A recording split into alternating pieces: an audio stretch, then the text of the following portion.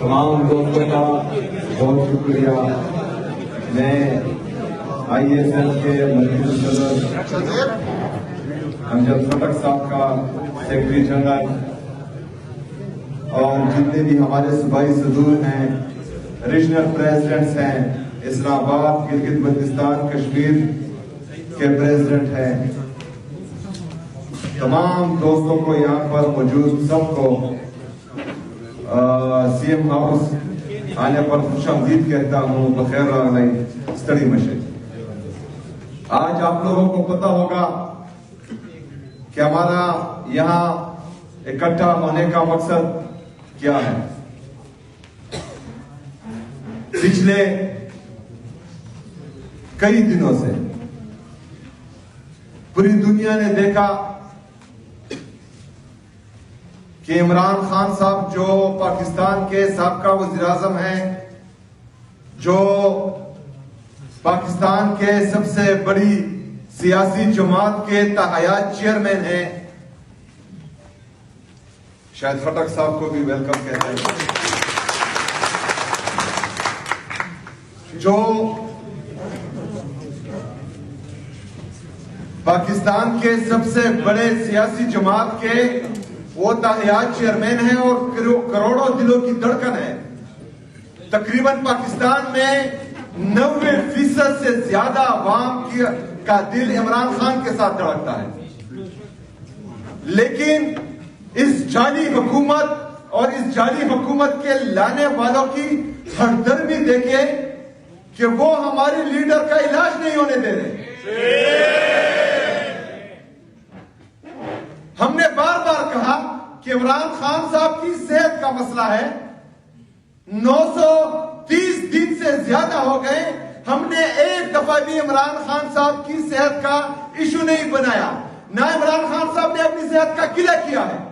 لیکن اگر آج آپ کے جعلی وزیر وہ کہہ رہے ہیں کہ عمران خان صاحب کی صحت کا مسئلہ ہے اور وہ سیریس ہے، تو اس وجہ سے آپ کو بھی سیاست نہیں کرنی چاہیے اور ہم بھی سیاست نہیں کرتے. سپریم کورٹ کا حکم تھا کہ 16 تاریخ تک عمران خان صاحب کی صحت کا علاج ہو، کی آنکھ کا علاج ہو. عمران خان صاحب کے ذاتی ڈاکٹرز ان کی نگرانی میں، عمران خان صاحب کی فیملی کی موجودگی میں اور ان کے من پسند ہاسپٹل میں علاج کروانا یہ کسی بھی انسان کا بنیادی حق ہے. آئین اور قانون اس کی اجازت دیتا ہے. لیکن ہمیں یہ پتہ نہیں لگ رہا کہ عمران خان صاحب کو اگر ذاتی ڈاکٹر تک رسائی نہیں دے رہی تو کیا چھپایا جا رہا ہے؟ وہ کیا چیز ہے جو مسلسل اس قوم سے چھپائی جا رہی ہے؟ کیوں عمران خان صاحب کے ٹیسٹ نہیں کروائے جا رہے؟ کیوں عمران خان صاحب کو ہاسپٹل نہیں لایا جا رہا؟ کیوں عمران خان صاحب کے ذاتی ڈاکٹرز کی نگرانی میں ان کا علاج نہیں ہو پا رہا؟ تو یہ جو چیز ہے یہ ہم میں بھی، پوری پاکستانی قوم میں بھی تشویش بھی پیدا کر رہی ہے اور ہمارا غم اور غصہ مزید بڑھ رہا ہے. میرے پاکستانیوں، اس دن انآفیشل کال آئی کہ سڑکوں پر آئیں، سڑکوں پر احتجاج کریں، دھرنے دیں.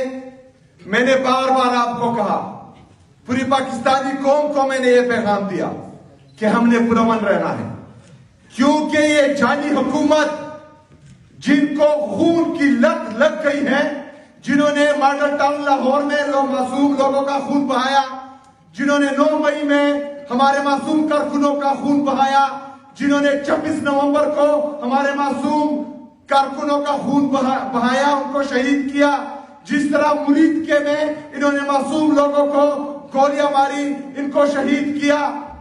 تو مجھے یہ خدشہ تھا کہ یہ اس دن بھی آپ میں اپنے لوگوں کو گھسا کر، اپنا انتشاری ٹولہ آپ کی صفوں میں گھسا کر یہ کوئی انتشار پھیلانا چاہ رہے ہیں، جس سے عمران خان صاحب کی صحت کا علاج بھی نہ ہو اور ایک دفعہ پھر پاکستان تحریک انصاف پر قدغن لگے یا پابندیاں لگے.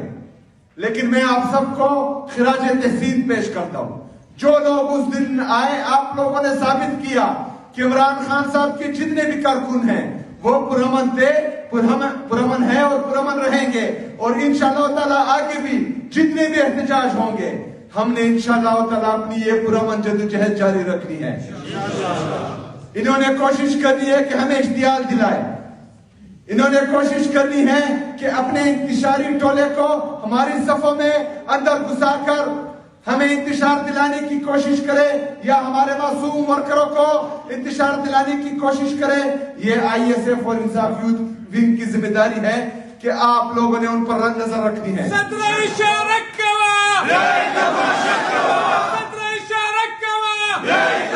ہم نے اپنی جدوجہد پرامن رکھنی ہے. یہاں پر ہم پر 26 نومبر کو گولیاں چلائی گئی. تقریباً ایک سال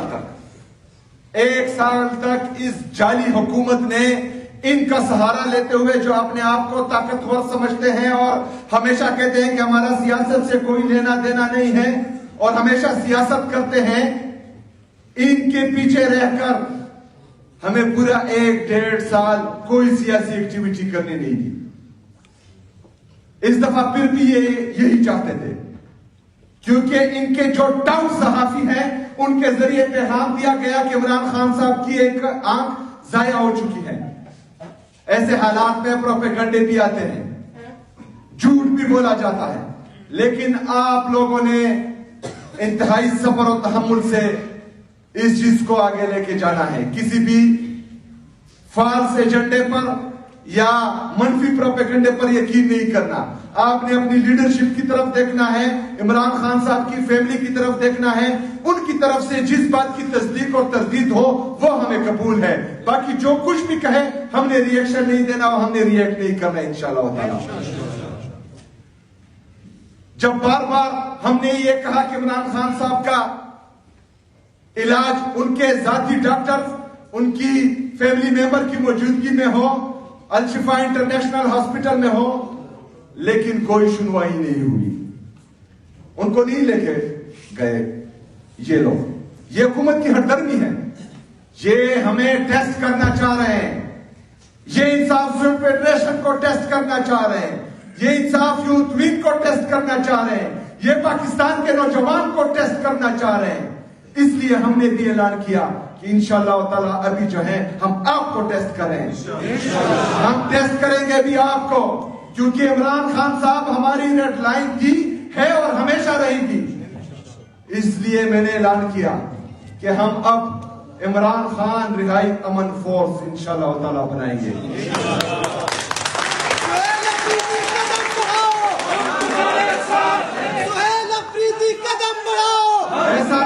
ایسا نہیں ہو سکتا کہ ہم عدالتوں میں جائیں، ایک گھنٹہ انتظار کریں اور چیف جسٹس صاحب ہم سے ملے ہی نہیں. ایسا نہیں ہو سکتا کہ میں سپریم کورٹ کے چیف جسٹس کو بار بار لیٹر کروں کہ میری لیڈر سے ملاقات ہو اور وہاں سے کوئی جواب نہ آئے. ایسا نہیں ہو سکتا کہ میں بار بار اپنے جتنے بھی آئینی قانونی میرے طریقہ کار ہیں وہ اپناؤں اور کوئی سنوائی نہ ہو، کوئی جواب نہ ملے اور میری ملاقات میری لیڈر سے نہ ہو، میری لیڈر کے آنکھ کا مسئلہ ہے تو ان کا علاج نہ ہو اور ہم ہاتھ پر ہاتھ دھرے بیٹھے رہیں. جو ظلم، جو جبر، جو پستائیت ہم پچھلے 3 سال سے دیکھ رہے ہیں وہ مزید بڑھتا جائے اور ہم ہاتھ پر ہاتھ دھرے بیٹھے رہیں، ایسا نہیں ہو سکتا. ایسا مزید ہم نہیں ہونے دیں گے. لیکن کوئی بھی لڑائی لڑنے سے پہلے اس لڑائی کے لیے تیاری بہت ضروری ہوتی ہے.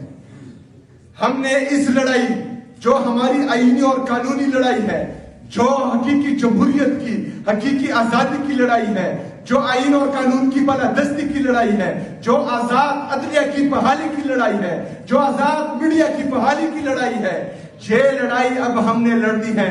نوجوانوں یہ آپ نے لڑنی ہے. آپ پاکستان کا مستقبل ہو، آپ نے پاکستان میں رہنا ہے. جو آئینی ترمیم کرواتے ہیں، جو غلط طریقے سے ججز بھرتی کرواتے ہیں، ان کو پروموشنز دیتے ہیں، ان سب نے چلے جانا ہے پاکستان سے. آپ نے رہنا ہے، آپ کے بچوں نے رہنا ہے، میں نے رہنا ہے، میرے بچوں نے رہنا ہے. تو یہ اگر ہمارے بچوں کے مستقبل کا مسئلہ ہے اور اس کے لیے ایک مرد مجاہد عمران خان صاحب، عمران احمد خان نیازی میرے لیے، آپ کے لیے، آپ کے بچوں کے لیے جیل کاٹ رہا ہے، تو یہ میری ذمہ داری ہے، یہ آپ کی ذمہ داری ہے کہ اس کے لیے ہم نے اب نکلنا ہے، ضرور نکلنا ہے، پوری طاقت کے ساتھ نکلنا ہے۔